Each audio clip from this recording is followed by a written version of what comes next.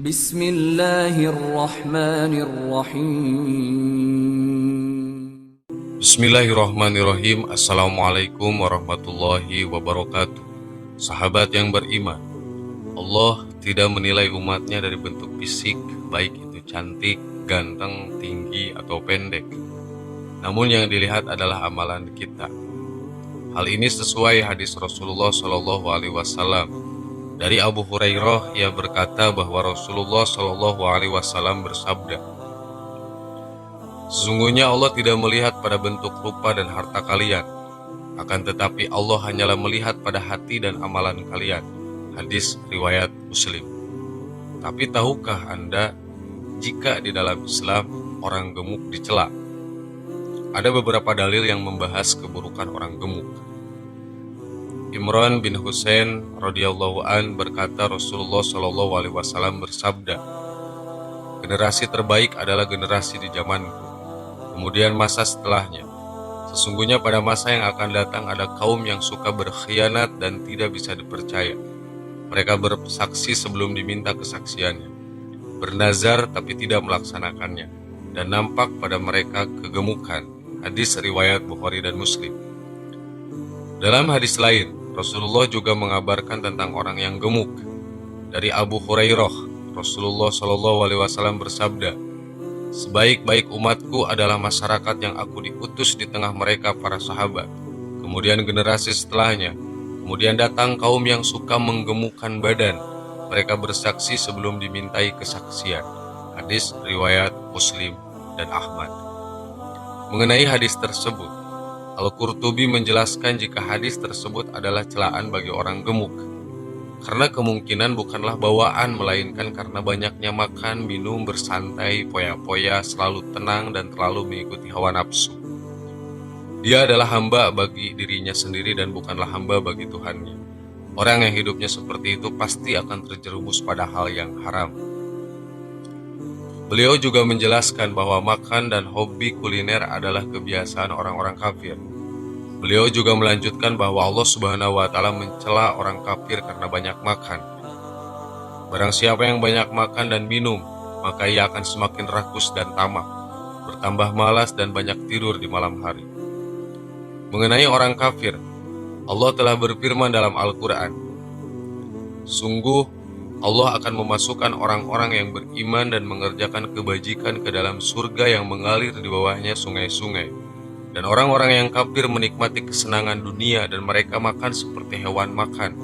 Dan kelak nerakalah tempat tinggal bagi mereka." Quran Surat Muhammad ayat 12. Allah Subhanahu wa Ta'ala telah menyiapkan neraka bagi orang-orang kafir.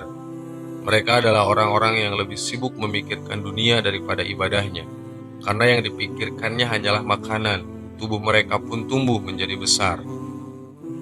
Hadis lain tentang orang gemuk.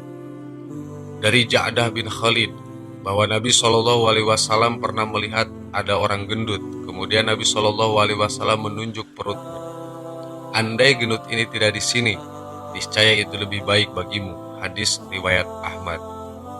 Kemudian dalam hadis dari Ibnu Umar radhiyallahu an, suatu ketika ada orang bersendawa di dekat Rasulullah SAW.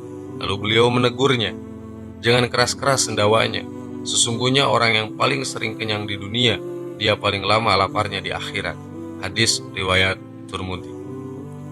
Kemudian disebutkan pula dalam hadis dari Abu Hurairah radhiyallahu an, Rasulullah SAW menceritakan salah satu model manusia yang disiksa di hadapan seluruh makhluk. "Sesungguhnya akan didatangkan seseorang yang sangat besar dan gemuk pada hari kiamat. Akan tetapi timbangannya di sisi Allah tidak seberat sayap nyamuk. Bacalah firman Allah yang artinya, dan kami tidak mengadakan suatu penilaian bagi amalan mereka pada hari kiamat." Hadis riwayat Bukhari. Ketika menyebutkan hadis tersebut, An-Nawawi mengatakan, timbangan di sisi Allah tidak seberat sayap nyamuk. Artinya beratnya dan nilainya tidak menyamai sayap nyamuk. Artinya tidak ada nilainya. Di sini terdapat celaan bagi kondisi gemuk. Syarah Sahih Muslim. Namun jangan khawatir, tidak semua orang gemuk itu tercela. Selama penyebab dari gemuk bukanlah karena bermalas-malasan dan banyak makan, dia tetap menjadi pahlawan bagi umat dan melakukan aktivitas yang bermanfaat. Rasulullah melakukan witir 9 rakaat. Setelah beliau mulai gemuk dan berdaging, beliau sholat 7 rakaat. Kemudian sholat 2 rakaat sambil duduk. Hadis riwayat Ahmad dan Bukhari. Dari Hasan bin Ali radhiyallahu an memberikan penjelasan bahwa Rasulullah memiliki badan yang besar. Hal tersebut disahihkan As-Samail Al-Muhammadiyah Turmudi. Rasulullah orang yang badannya besar. As-Samail Al-Muhammadiyah Turmudi. Orang yang gemuk tak selamanya menjadi celaan. Jika gemuk disebabkan karena banyaknya duduk dengan berzikir dan membaca Al-Quran itu tidak mengapa. Namun yang dihindari adalah gemuk karena malas dan makan terlalu banyak. Pasalnya, kenyang akan membuat badan menjadi berat, hati menjadi keras, kecerdasan berkurang, lebih banyak tidur dan bermalas-malasan. Pendapat Imam Syafi'i mengenai orang gemuk. Dari Hasan bin Idris Al-Halwani menyatakan bahwa beliau mendengar komentar Imam Asy-Syafi'i tentang orang gemuk. Sama sekali tidak akan beruntung orang yang gemuk, kecuali Muhammad bin Hasan As-Syaibani, gurunya Asy-Syafi'i. Beliau ditanya, mengapa demikian? Jawab beliau, karena seorang yang berakal tidak lepas dari dua hal, sibuk memikirkan urusan akhiratnya atau urusan dunianya, sedangkan kegemukan tidak terjadi jika banyak pikiran. Jika seseorang tidak memikirkan akhiratnya atau dunianya, berarti dia sama saja dengan hewan. Jadilah gemuk. Hilyah Aulia. Sahabat yang beriman, orang yang gemuk akan rugi timbangannya di akhirat karena akan setara dengan sayap nyamuk. Namun perlu kita ingat, tidak semua orang gemuk tercela. Jika masih berusaha bermanfaat bagi orang lain dan tetap menjalankan ibadah kepada Allah sebagai bentuk bersyukur kepada Allah Subhanahu wa taala. Allahu a'lam. Assalamualaikum warahmatullahi wabarakatuh.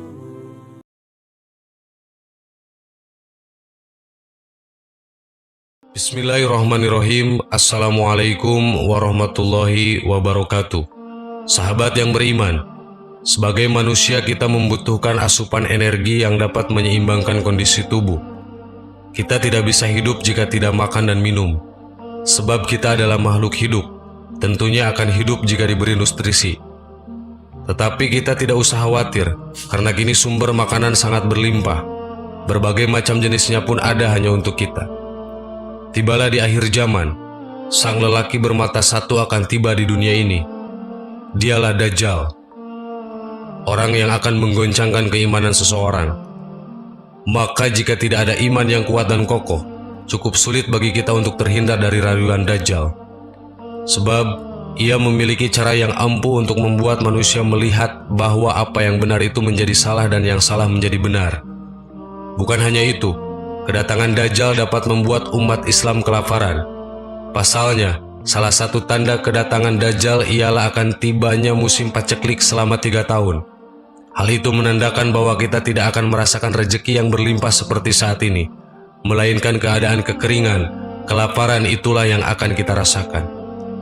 Sesungguhnya 3 tahun sebelum kemunculan Dajjal, di tahun pertama, langit menahan sepertiga air hujannya, bumi menahan sepertiga hasil tumbuhannya. Dan di tahun kedua, langit menahan 2/3 air hujannya dan bumi juga menahan 2/3 hasil tanamannya. Dan di tahun ketiga, langit menahan seluruh yang ada padanya dan begitu pula bumi, sehingga binasalah setiap yang memiliki gigi pemanah dan kuku. Jika demikian, kita makan apa? Dalam hadis riwayat Ahmad, Asma berkata, akan tetapi mereka tidak mendapatkan apa-apa sehingga aku khawatir terkena musibah kelaparan.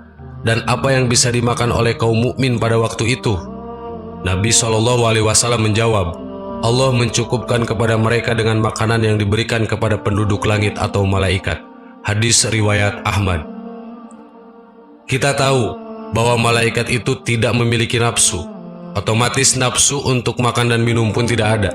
Dan benar bahwa mereka itu tidak akan makan dan tidak pun minum. Apakah itu berarti kita pun tidak akan makan dan minum? Lantas apa yang kita makan? Asma berkata, wahai Nabi Allah, bahwasannya malaikat tidak makan dan tidak minum. Nabi menjawab, akan tetapi mereka membaca tasbih dan mensucikan Allah. Dan itulah makanan dan minuman kaum beriman saat itu, tasbih dan takdis. Hadis riwayat Abdul Razak atau Yalisi Ahmad Ibnu Akasir. Sahabat yang beriman, hanya tasbih dan tasdiklah yang menjadi penguat kaum muslimin. Kita tidak akan merasakan bencana ini sebagai suatu masalah yang besar. kita akan selalu yakin bahwa Allah selalu memberikan yang terbaik. Maka tidak akan ada kekhawatiran dalam hati kita atas apa yang akan terjadi selanjutnya. Amin. Wallahu a'lam. Assalamualaikum warahmatullahi wabarakatuh.